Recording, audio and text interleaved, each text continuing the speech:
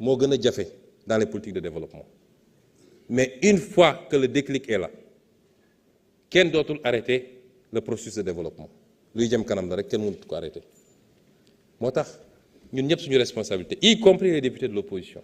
y compris les partis de l'opposition parce que nag man gisaguma lu ñu fi reproché de lu ñu toogee léegi nee nañu mbir yi dafa yéex dund gi dafa cher def naa am nañu ko warul wax ci réew mi de ndax bu ñu defoon li ñu waroon def dund gi du cher te ñun liñ ci jot a def bu ñu ko defee d'ici 2 ans 3 ans 5 ans on verra ndax dund gi cher na ba léegi wala wàññiku na lu ñu yàq pendant des décennies nga ne ci ñaari weer wala ci juróomi weer nañ ko defar loolu c'est de la politique politicienne te li xew ci réew mi musul am nag kenn musut a gis régime bu toog man de fekke naa fi au moins ñetti alternance régime bu toog neewagoo salaamaaleykum sax gars yi mel ni nag lu kenn xamul ànd ak seen presse mbër désinformation saaga xaste lu nekk ñu def ko jàppoon ni loolu dina leen may nag élection législative ñu gañe ko waaye def naa bi ñu ci jógee ba léegi yaay mel nañu ñu liw de te di ngeen yàgg liw nag liw moom di ngeen ko yàgg def li ma bëgg a wax fii mooy liggéey bi day tàmbale fi ñu war a juger mooy les actes que l'on pose tous les jours la manière dont on avance brique après brique foofu la ñuy juger am na lu bari li fi xewoon ñi xam nañ ni lii ñu gis nii ute na ak moom sore na ko ba tax nag yenn question yi nga xam ne posé nañ ko fii dama wax ni déclaration de politique générale la mënoon nañ ko emale fii parce que toog naa lu mat ñetti waxtu du déglu député yi dégguma fii une critique par rapport à ce qui a été présenté kon loolu d'accord nañ ci am na nag des questions yoo xam ne c'est pour préciser tel ou tel aspect am na lu ñu ci mën a wax ci lu gàtt tontu naa ci mbirum partenaires yi ak souveraineté économique ak question de financement yi ñaar yu bokkul mais tontu naa ci defe naa brièvement de même que sur la question de l'épargne locale am na quelques possibilités mais elle n'est pas encore très développée. C'est la combinaison de toutes les actions qui va nous permettre d'élargir petit à petit le champ de cette épargne locale. Alors, moi permettrai aussi moi wax ci ñaar yoo xam ne peut-être ay off la mais c'est important bu ci njëkk mooy nañu bàyyi di politiquer région ak waaso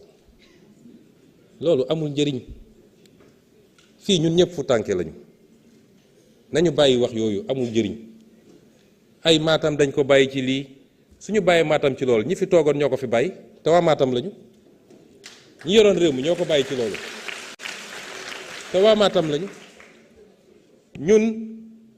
on ne fait pas de distinction entre les Sénégalais yàlla mëtim xam na ko xawma lan mooy tarixa jàmbur wala lan mooy diine jàmbur wala lan mooy ethnie jàmbur yooyu c'est des détails ñun dépassé nañ loolu réew boo ko bëggee defar da ngay yemale ñëpp parce que nag Dakar mënul développer Matam sous-développé Matam mënul sous-développé Ziguinchor développé c'est pas possible donc problème yooyu amu fi et puis dañuy wax yoo xam ne taxawul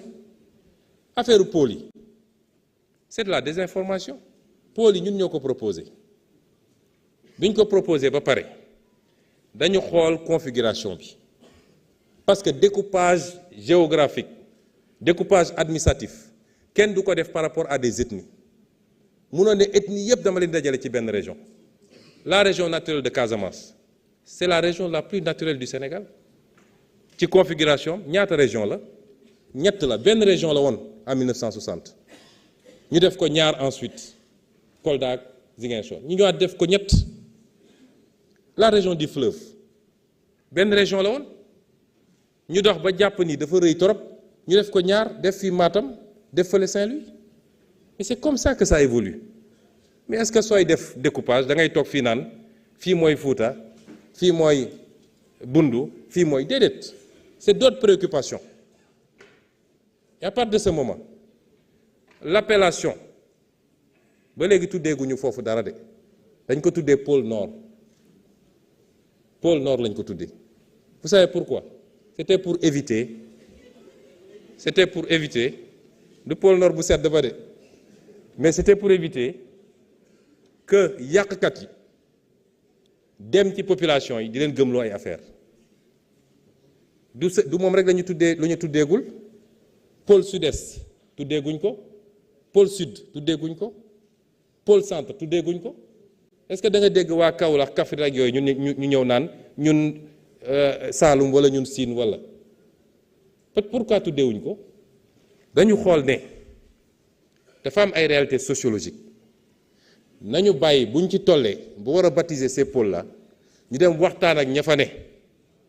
boo xool lu ñuy déggooy parce que Ferlo mu nga fa Fuuta mu nga fa une partie du Waalo mu nga fa loolu il faut nga xool noo koy defee. Et les gens c'est là pour dire voilà le Fouta est oublié. Man Fouta ma ñu oublié. Ça il faut arrêter ce genre de politique. ñëw taxaw bay xëxët di wax di fëgg dënn làkk lu ñu déggul man am woon casque bi heureusement mais on m'a traduit. Il faut arrêter ça. Il faut arrêter ça. Vous ne rendez pas service au Fouta. Le Fouta est partie intégrante du Sénégal. Sénégal benn la Wolof séeréer Joola keneen ak kenn ñun ñëpp benn lañu. Et c'est la même chose quand on dit qu'il y a un programme de la BAD de 36 milliards, etc. Mais programme bu ñëw dafa am fu mu jëm tey programme BAD boobu 36 milliards mënoo ko tasaare Sénégal yëpp programme saa yu ñëwee dañuy seet yan zone lañ ko mën a yóbbu mais su dee programme BAD bi eggul Fouta am na yeneen programme yu ñëw Fouta te eggul feneen ndax le programme FIDA à travers les 3 SDC bu PADER mais mu ngi foofu Fouta mais doo ko fekk feneen ci Sénégal à chaque fois qu'on ficelle des programmes on les ficelle par rapport ak capacité bu ñu am même les bailleurs nous disent cibler des régions et les régions sont ciblées c'est comme ça que ça se passe et donc il n'y a aucun ostracisme ni contre la Casamance ni contre le Fouta ni contre le Bawol ni contre fii ak fii amul. Ensuite, la question des femmes. Man defe naa ci discours bi wax nañu 5 fois femme 3 fois la ñu wax homme. Et vous savez, il y a des choses qui ont été faites. Même cette année, lu musuta am, on a alloué 20% des intrants aux femmes agriculteurs. Madame le ministre créé na temps yële benn structure boo xam ne uniquement c'est pour l'encadrement des femmes et leur leadership. Nous, on n'a pas de problème de femmes. Le problème qui se pose, c'est que nous devons essayer de politiquer. Madame Diack, honorable députée, les femmes du Sénégal sont très conscientes. Vous avez été à 2 élections. Si les femmes avaient voté pour vous, vous serez présidente de la République. Il faut que nous baillions d'utiliser, voilà, d'instrumentaliser les femmes. Amul benn gouvernement boo xam ne di nga ñëw sàggane jigéen ndax ñooy suñuy jabar ñooy suñuy yaay ñooy suñuy doom. Comment pouvez-vous penser qu'un Sénégalais mën na xëy rek bañ jigéen ça c'est quelle façon de penser xëy rek na ñuy bañ naa leen. Et vous me dites quel problème j'ai avec les femmes? C'est quand vous me disiez mais qui est Sonko?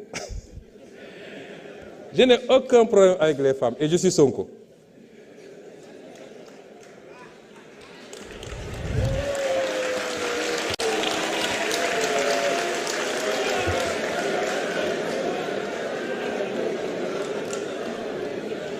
On a posé des questions